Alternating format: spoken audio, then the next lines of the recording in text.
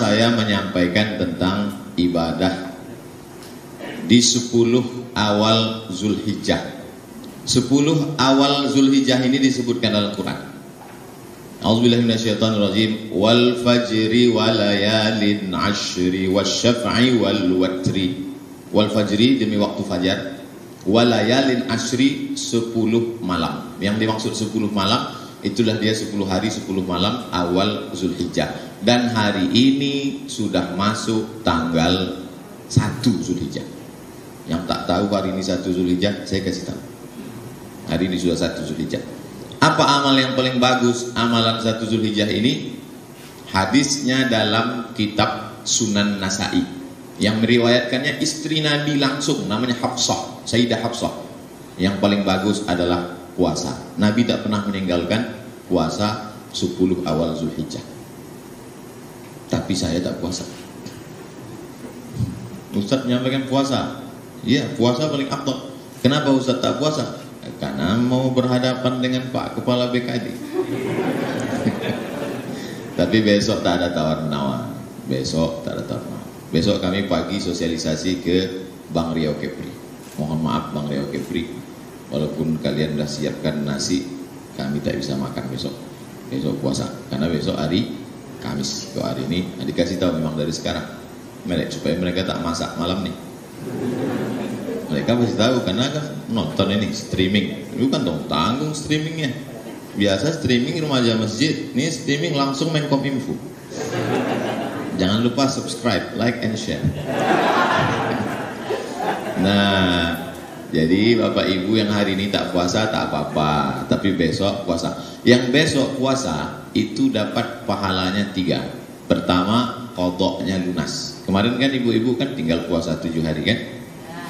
Yang bilang tidak, berarti dah jompo. Oh, mohon maaf.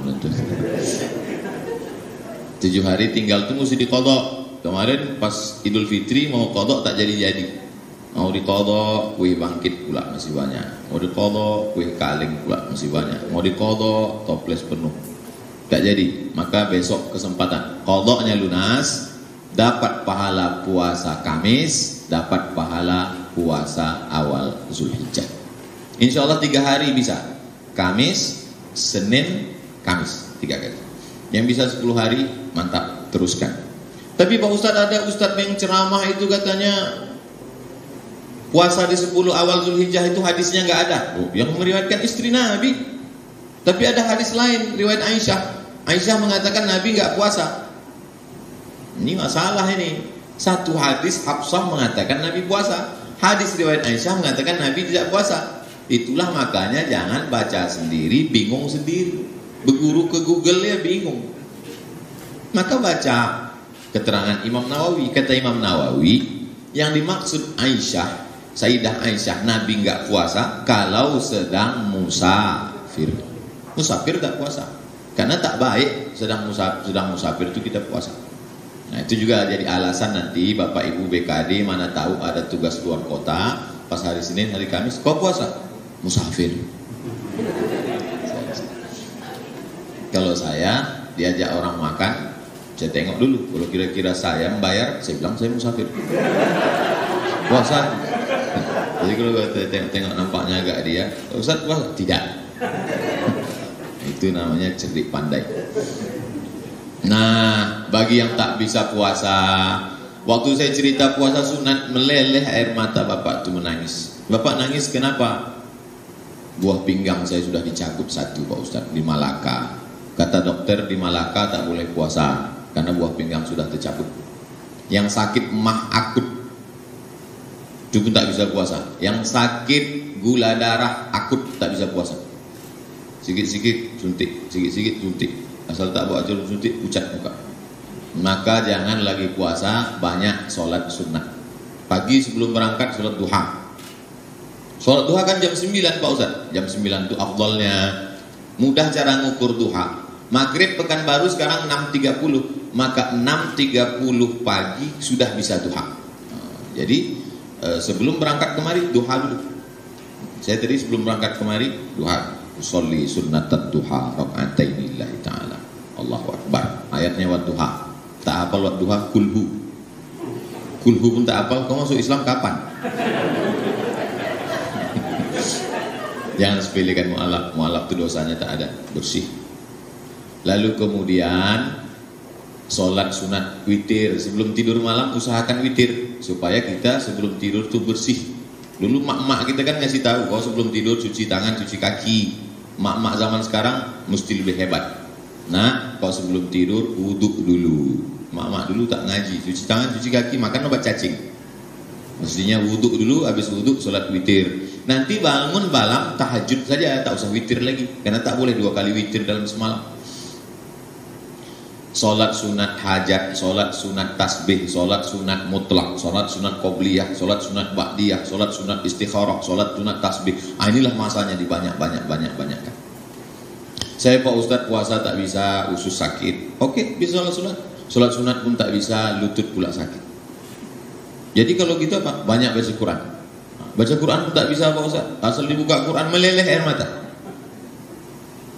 Yang keempat, zikir. Afdal zikri seafdal zikir la ilaha illallah. Banyak-banyak la ilaha illallah, la ilaha illallah, la ilaha illallah, la ilaha illallah, la ilaha illallah. Pas datang orang urusan berhenti. Ya, nanti orang datang urusan zikir juga. Gimana Pak urusan kita BKD apa sholat pegawai yang kemarin? La ilaha illallah. Tentu sesuaikan dengan situasi dan kondisi. Ma min ayyamin, tidak ada hari al-amalu sholihu fihinna ahabbu ilallah min hadhil ayyamil ashri. Tidak ada hari yang lebih baik untuk beramal melebihi 10 hari ini. Dari tanggal 1 sampai tanggal 10. Fa'aksiru fihi tahmid wa tahlil wa tasbih. Perbanyaklah tahmid alhamdulillah, tahlil la ilaha illallah, tasbih subhanallah walhamdulillah wa la ilaha illallah wallahu akbar. Perbanyak-banyak sholawat. Beli sekarang tasbih digital, pencet subhanallah, subhanallah, subhanallah, subhanallah, subhanallah, subhanallah. 10 hari, kan banyak.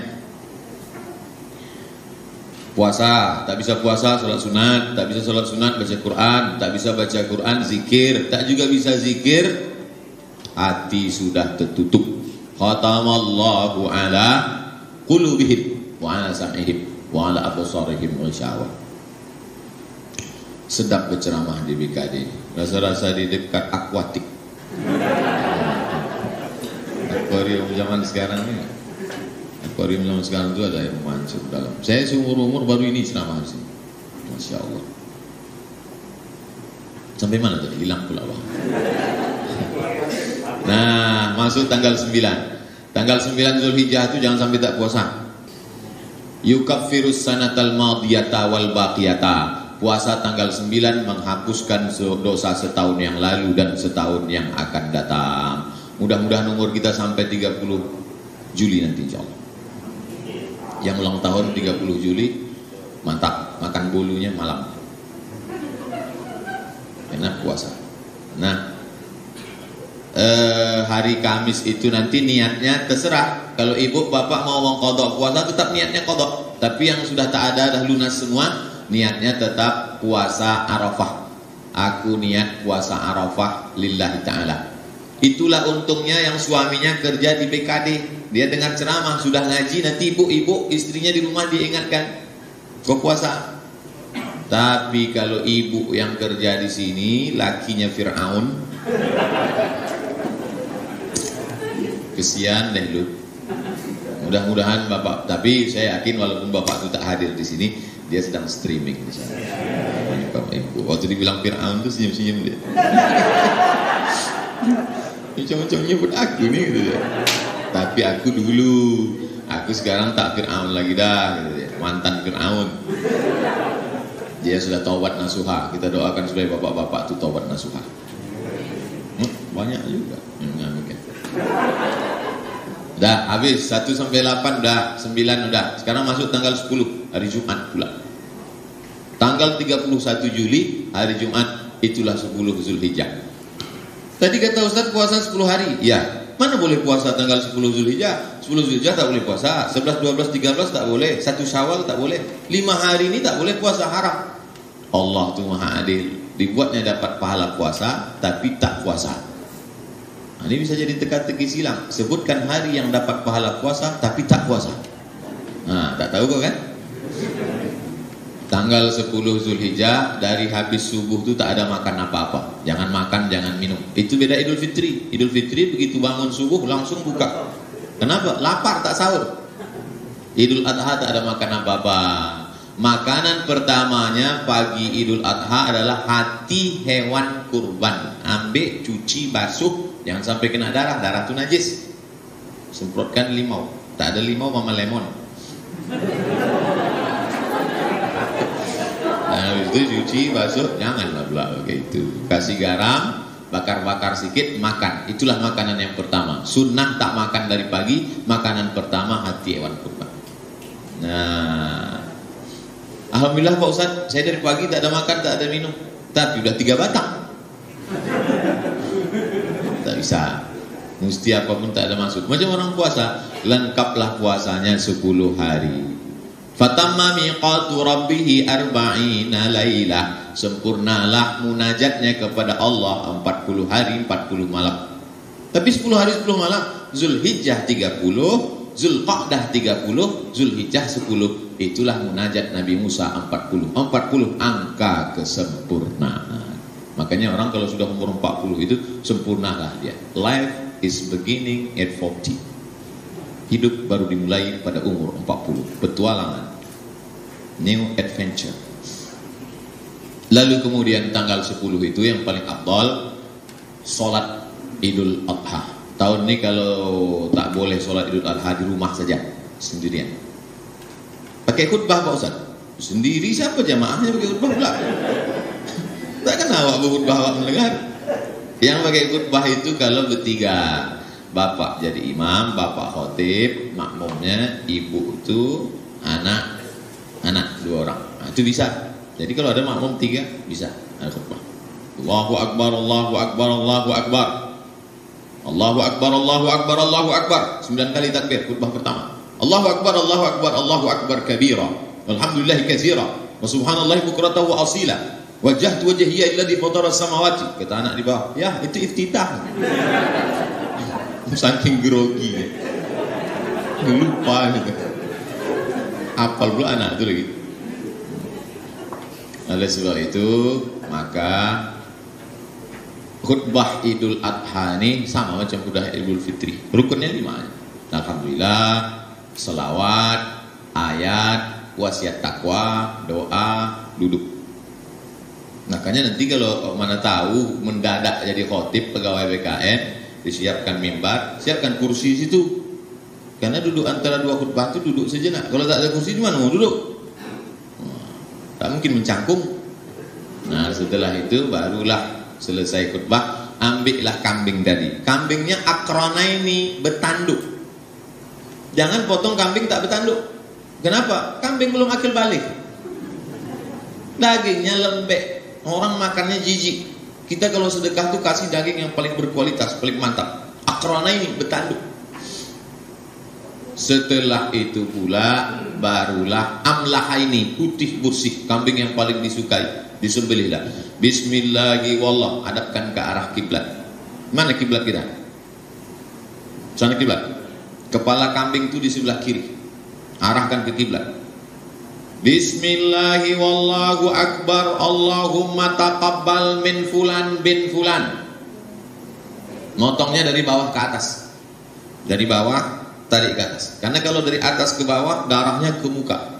Maka dari bawah ke atas. Mesti putus 2 urat. 1 urat napas, 1 urat makan. Saya sampai sekarang belum pernah motong. Teori Oke lah ini. Saya ini nampaknya aja berapi-api, hati saya lembut. Tak sampai hati saya nengok kambing itu meregang nyawa. Yang kan motong kambing, motong ayamnya itu tak sampai. Dikirimlah kemarin golok 2 biji, 1 golok untuk sapi, 1 golok untuk kambing. Saya ditantang untuk motong Idul Adha. Yang mengirim ini dari Jakarta, namanya Juleha. Juleha itu juru sembelih halal.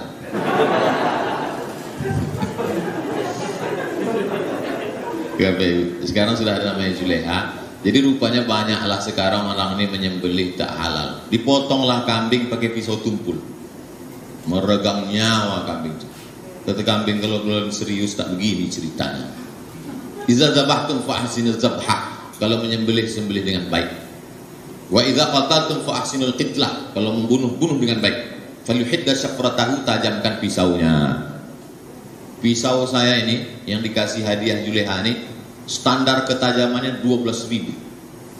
12.000 itu angka tertajam, paling tajam di dunia. 12.000. Baru saya tengok-tengok aja terluka hati saya. Bukan tanggung saja. Nah, oleh sebab itu maka ini penting. Pak Ustadz, boleh tak kami simpan daging nih Pak Ustadz? Ada hadis menyebutkan kulu la tadakhiru, makan jangan simpan. Satu hadis lagi mengatakan iddahiru, simpanlah. Gimana ini ceritanya? Nabinya satu kok bisa pesannya dua? Satu mengatakan jangan simpan, yang satu mengatakan simpan. Makanya lagi-lagi kalau ada ketemu dua hadis yang ikhtilaf, jangan baca sendiri, bingung sendiri, tanya ulama. Ternyata maknanya jangan simpan ketika musim wabah, banyak penyakit, susah makan, jangan simpan bagi habis. Jadi yang paling bagus tahun ini jangan simpan, bagi habis. Assalamualaikum Pak. Waalaikumsalam. Bapak, ini ada 2 kupon untuk Bapak sebagai kurban. Jangan, kupon kata Ustaz Somad kemarin, tak usah lagi kasih kupon. Terus dagingnya jantar ke rumah. Apul Pak dia. Maksudnya ambil aja sedikit, sisanya itu bagikan. Makanya tabung wakaf umat nih, yayasan tabung wakaf umat itu sekarang mengelola daging kurban. Mau dibawa ke suku Sakai, suku Talang, suku Akit, suku Laut, anak dalam yang tak pernah menengok daging. Selama ini nengok daging bukan daging kambing. Mandilah saya di sungai suku Talang, Talang Mama, mandi di sungai. Sedapnya. Ada satu kawan dari Jakarta tak mau mandi. Kau mentang-mentang orang Jakarta tak mau pula mandi, dia senyum aja. Sudah habis mandi, kami pun bertolak. Di tengah jalan saya tanya, kenapa kau tak mau mandi? Tadi saya tanya masyarakat di situ. Apa kata dia? Di sana itu rupanya orang sedang motong babi. Dagingnya ditempelkan ke rakit. Jadi aku tadi mandi pakai air babi. Patutlah kau tak mau mandi. Air sungai tidak lagi seperti itu, tapi karena dia orangnya warak, takut. Maka ini maksudnya banyak saudara-saudara kita di hutan itu maaf beribu maaf, sulit ekonomi. Maka sekarang kita sebarkan. Maka saya anjurkan di Pekanbaru yang tinggal di perumahan klaster, tak usah lagi makan kambing. Itu apa? Ini kadang disimpan daging kambing itu sampai berhari-hari, sampai pintu kulkas itu tak bisa ditutup. Asal ditutup menyipak kaki dari freezer. Ilaha illallah. Ada tadi Ustadz pegawai BKN Pak Junaidi, BKD Pak Junaidi. Itu beliau pengurus masjid. Seumur-umur saya dikasih daging dari masjid, tak pernah saya ambil. Di Harapan Raya Bukit Barisan. Seumur-umur ini suruh, ini ada daging untuk Ustadz satu, bagikan. Kenapa Ustadz tak mau? Saya sudah dapat banyak. Untuk banyak-banyak makan kambing. Bahkan kita ini sekarang di Pekanbaru banyak yang tak bisa makan kambing. Saya ini Pak Ustadz memang tak bisa lah kalau kambing. Baru menengok aja udah naik darah tinggi saya. Oleh sebab itu maka yang paling afdol ini kita bagi-bagikan saja. Bagi yang orang tuanya sudah meninggal, kapan lagi berbakti sama orang tua? Inilah masanya. Ini 2,5 juta untuk kurban saya, ini 2,5 juta untuk almarhumah mak almarhum ayah saya. Mudah-mudahan rezekinya berlimpah. Amin. Saya punya waktu sampai jam 9.30. Sesudah itu Ustadz Al-Nok Dinar mempresentasikan, itu bahannya sudah, Yayasan Tabung Wakaf Umat. Setelah beliau presentasi, barulah saya menjawab pertanyaan-pertanyaan Bapak Ibu yang sudah. Tolong pertanyaannya agak bergizi sedikit. Ini ada kemarin nanya, Ustadz Somad, kami bawa hewan kurban. Setelah sampai di masjid, rupanya lepas, belum dapat. Gimana hukumnya? Nah, jadi ini yang pertanyaan macam itu yang lalu biarlah berlalu. Tahun ini kita kurban lagi. Ya gitu. Saya banyak terima kasih kepada Bapak Kepala BKD Pak Ikhwan Ridwan SH MSI karena memberikan kesempatan kepada kami. Ini kami minta izinkan kami presentasi tabung wakaf umat di tengah pandemi bisa diberikan kesempatan, Masya Allah. Tapi saya tetap ikut protokol sampai di pintu tadi. Selama ini biasa kalau sampai di pintu kita disambut tolak badru alaina. Sekarang enggak, tembak kening langsung, pang 35. Sesudah itu tak ada salaman, kita ikut protokol. Kemudian ini sengaja saya gantungkan. Beberapa hari ini saya copot, saya masukkan kantong, di komen di bawah, pakai masker lah Ustaz. Nah, sekarang tak bisa. Sekarang kalau kalian komen pakai masker lah, nih. Kita tetap ikut protokol kesehatan. Terima kasih di kertas. Terima kasih. Wassalamualaikum warahmatullahi wabarakatuh.